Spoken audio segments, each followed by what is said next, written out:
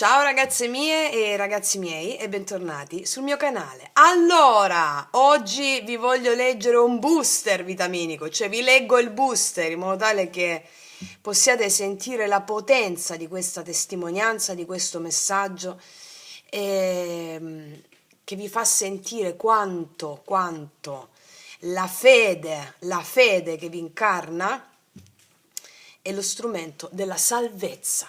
La salvezza. Come vi dico sempre, io auspico sempre alla salvezza. La salute è un aspetto secondario e comprensivo anche della salvezza. Ma la salvezza, questa è la testimonianza della fede che dona la salvezza e del lasciare andare il controllo sugli eventi, lasciare andare il potere, l'ardire di esercitare il potere o il controllo su degli eventi e affidarsi. Guardate che miracolo succede. Allora, testimonianza di una nostra sorella potentissima. Allora, che mi scrive? Buongiorno Francesca, mi chiamo e scrive il suo nome. Ti seguo da diversi anni, ma non ti ho mai scritto direttamente. Ma come ben sappiamo ogni cosa ha suo tempo, così eccomi qui. La faccio breve. Venerdì 8 novembre, dopo aver fatto da mangiare ai miei 4 figli, ho deciso, nonostante non avessi voglia, di andare in palestra. Salgo in macchina e chiamo il papà dei miei figli, così senza motivo apparente. Quasi sicura fosse già a letto, visto che sabato mattina avrebbe dovuto alzarsi prestissimo. Invece risponde: chiacchierando del più e del meno, i miei occhi vedono 2 fari dritti davanti a me. Riesco solo a dire: cazzo, mi prende. L'impatto è stato violentissimo. Quei pochi secondi diventano infiniti. Poi la macchina si ferma. Vedo tutto bianco. Capisco che ho fatto un incidente. Ma non comprendo se ho passato il velo oppure no. Poi sento una voce: polizia cantonale, buonasera. La vettura ha effettuato la chiamata d'emergenza. Sono viva. Spiego alla gente l'accaduto, la mia posizione e la sua voce si dissolve.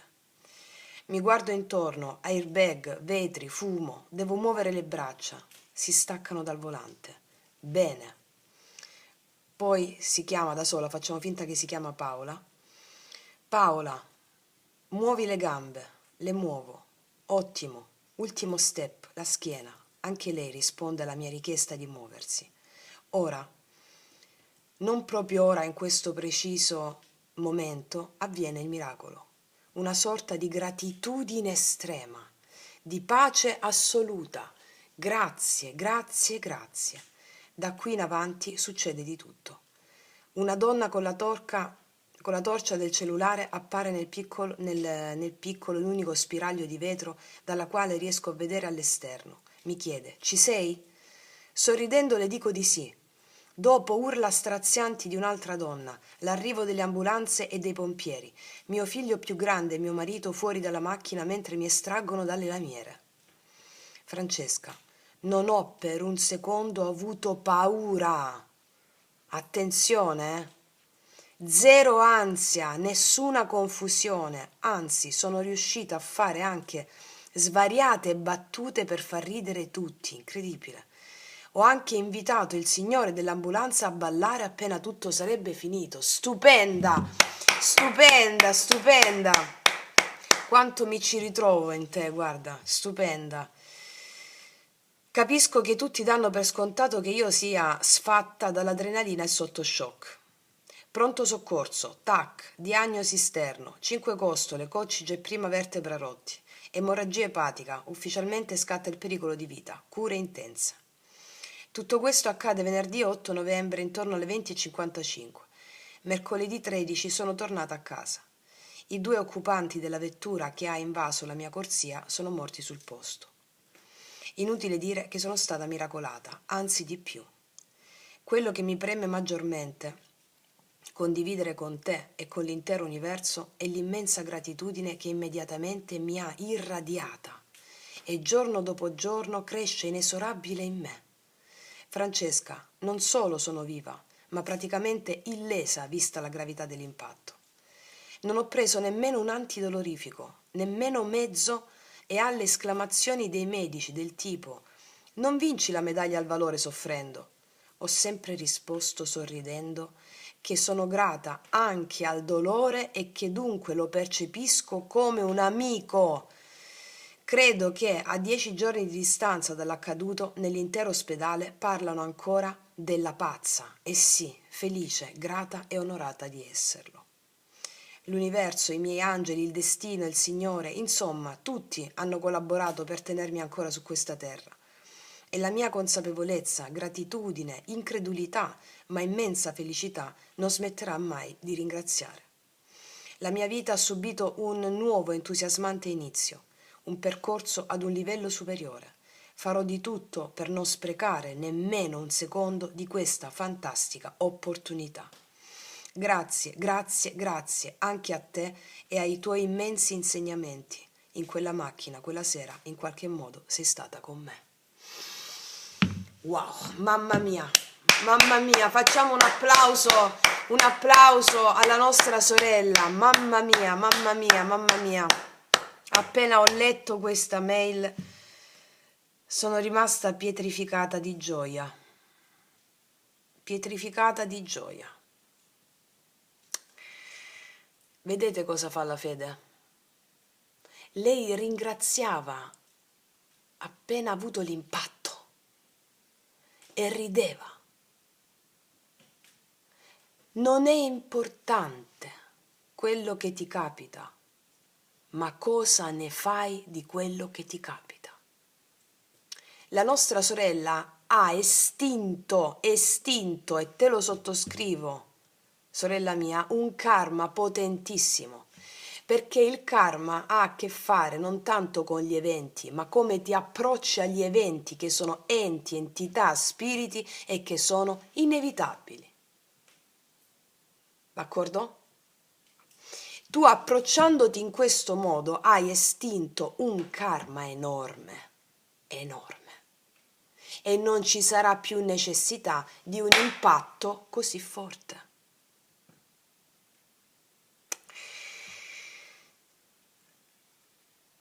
Tempo fa vi dicevo, dovete vivere ogni istante della vostra vita come se fosse l'ultimo. Perché lo è. Perché lo è. Allora, chiedetevi ogni giorno cos'è che non ho fatto che vorrei fare se fosse l'ultimo giorno sulla terra. Anni fa iniziai così, a fare pratica con la legge spirituale, ad avere quell'empirismo radicale, no?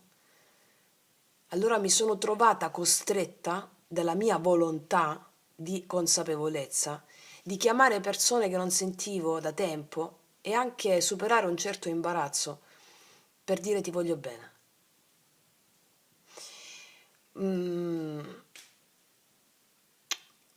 Tutto accade in un istante. Allora fate il massimo in questa giornata e nei giorni a seguire. Fate il massimo che potete fare, vivete al massimo di quello che potete fare. Date il massimo, datevi alla vita al massimo. Che sia un insegnamento per tutti. Datevi alla vita al massimo, datevi all'amore. La nostra sorella ha avuto un risveglio irreversibile. E allora è un esempio per tutti noi per vivere al massimo come se fosse l'ultimo istante della vostra vita qui.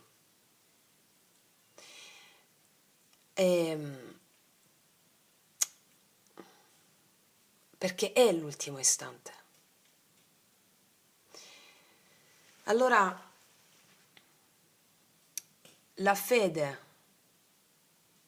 negli eventi determina anche il risultato degli eventi stessi. Una testimonianza di questa natura ha in sé un potere enorme. Quello che svilupperà adesso la nostra sorella sono delle capacità straordinarie di apertura di canali. E quella gratitudine che adesso prova nel cuore apre l'accesso a tutti i mondi sottili, a seconda del livello di coscienza spirituale, certo, in cui ci troviamo sempre, no? E quell'apertura di canali ti fa sentire la pienezza che sei sempre stata, che sei sempre stato, e di cui però la mente separativa non te la fa vedere perché appunto ti separa. Adesso la nostra sorella avrà una fede intoccabile che le permetterà di espandere la sua coscienza e di darsi sempre di più alla vita. E quindi ci sono poche parole da dire qua, ci sono poche parole da dire. I miei insegnamenti, quello che vi trasmetto, è frutto della mia vita, della mia esperienza. E il fatto che è la misura del fatto che sto andando bene è perché a me hanno fatto bene. E non c'è migliore insegnamento se non l'esempio. Le mie parole starebbero a zero se non avessi fatto esperienza di ciò che vi dico. Non vi entrerebbero nemmeno. Non avreste accesso alla verità, non sentireste in voi la verità di quelle parole che si suggella in voi quale strumento di evoluzione.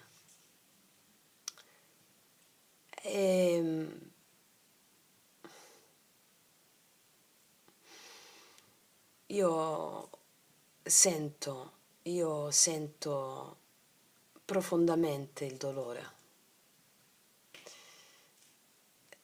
Lo sento talmente tanto che il suo estremo opposto è una profonda leggerezza e gioia. Il mio tema evolutivo è il dolore fisico, ve lo dico sempre. Questo mi permette di entrare profondamente in empatia, anche a centinaia di chilometri di distanza. Lo sapete quando ci scriviamo pure le mail. Quando mi mandate alcune mail, per esempio, prima di aprire io sento già la vibrazione, al di là delle parole poi che si possono dire. E tutto questo lavoro è stato fatto grazie al mio tema evolutivo, che è quello del dolore. Quindi io vi sento profondamente. Ed è per questo che rido, scherzo, perché è molto più semplice, molto più leggero di quanto immaginiamo.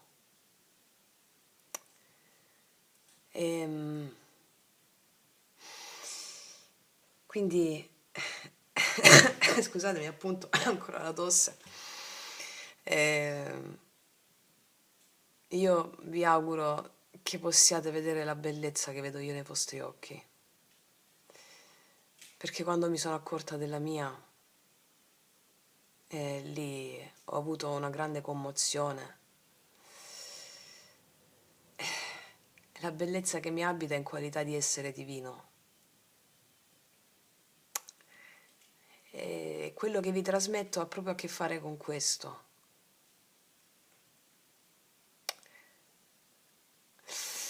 Sì, sto per fare un video muto, ve lo dico. Il famoso video muto.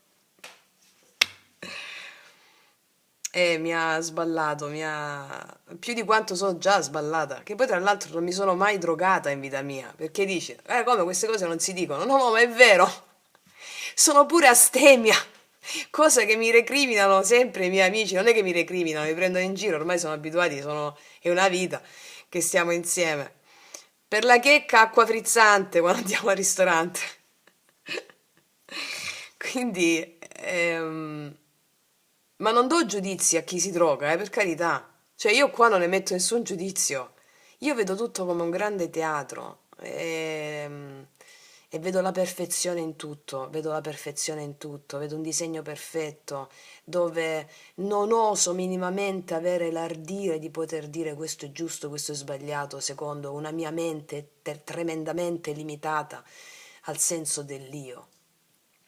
Però con questa umiltà nei confronti della perfezione della vita, anche la tua mente inizia ad acclimatarsi a questo sentire e ad essere lo strumento della mente intuitiva. E, ragazze mie, ragazzi, vorrei fare veramente un video muto. Non ho parole, non mi va di aggiungere altro. Voglio solo dirvi che l'amore è tutte le cose. L'amore non è in tutte le cose, l'amore è tutte le cose. E nella dualità abbiamo la mente, no? Ma la mente non deve essere vista come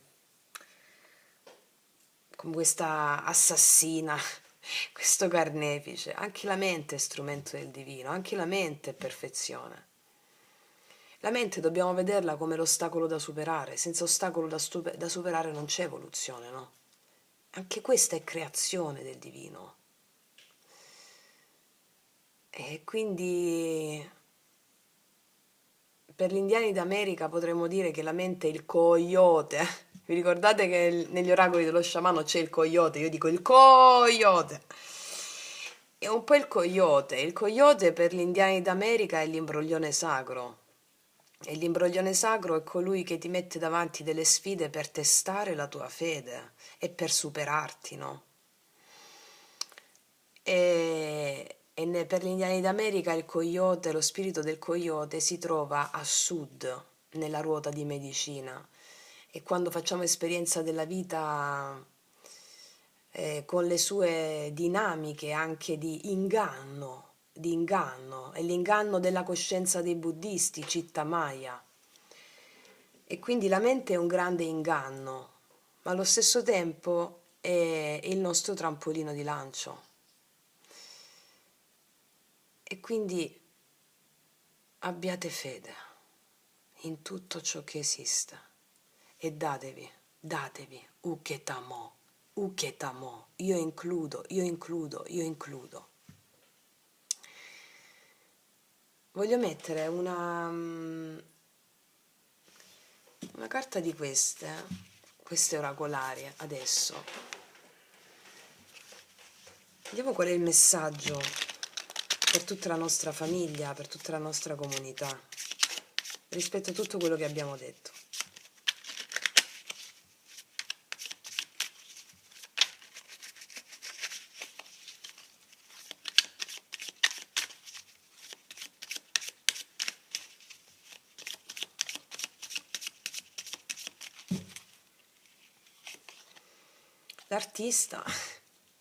L'artista, l'artista è colui che agisce secondo ispirazione. L'artista è colui che siamo tutti artisti, siamo tutti creatori, creiamo. Questa carta mi fa pensare che, come se ci volessero dire in questo momento, diventa consapevolmente, perché siamo inconsapevoli, quindi diventa consapevolmente il creatore indiscusso della tua vita e fanne un capolavoro. Bellissimo messaggio. L'artista ha fede, l'artista è in stretto contatto con la parte invisibile, altrimenti non potrebbe creare le sue opere. Quando io sono un artista, la mia arte si è diversificata nel corso degli anni. Quello che creiamo con i tarocchi, gli oracoli, sono splendide opere narrative, di pathos, di poesia, che sono direttamente ispirate. Ogni volta che noi facciamo un video siamo tutte in connessione e creiamo. Allora facciamo che la nostra creazione sia il più grande capolavoro della nostra vita, lasciandoci ispirare dalle forze, dalle istanze che ci abitano e portiamo la mente al servizio. Per esempio, adesso con la parola artista mi viene in mente un pittore, no? Oppure io stessa che faccio i tarocchi. Ok, voglio fare una lettura di tarocchi. A cosa mi serve la mente razionale? Dove stanno i tarocchi che voglio utilizzare? Vado e li prendo. Cioè l'azione in questo senso, no? Oppure un artista che dipinge un quadro, un pittore. Mi serve il blu, acrilico ad olio, colori acrilico ad olio, mi serve il blu, il rosso, il giallo. A cosa serve la mente razionale? Non ce li ho questi colori, prendo la macchina, esco, vado a comprarli. Quanto costano? 10 euro, ok. Faccio i conti. A questo serve la mente razionale, al servizio della creatività. E sappiate che tutto può cambiare in un istante. Sii creativo in quello che accade. La nostra sorella con la sua testimonianza ci ha testimoniato la creatività in un evento talmente impattante in cui la sua mente razionale ormai ha fatto capolino. Perché se la mente razionale non avesse fatto capolino, la nostra sorella non stava così. Ok? Ma l'illuminazione della gratitudine, questo dire grazie, questo far ridere, è un'opera d'arte. È un'opera d'arte. Allora, fa che la tua fede sia al timone e crea il più grande capolavoro della tua vita. Wow, wow, ma facciamoci un applauso, ragazze e ragazzi, bellissimo, bellissimo, bellissimo. E con questo messaggio, ragazze mie e ragazzi, grazie, grazie, grazie a oltranza, all'infinito, in eterno, per essere tutte insieme, per essere insieme a me in questo straordinario viaggio della vita. Detto questo, noi ci sentiamo prestissimo, vi abbraccio profondamente e come sempre, che tutti gli dei vi benedicano. Mua!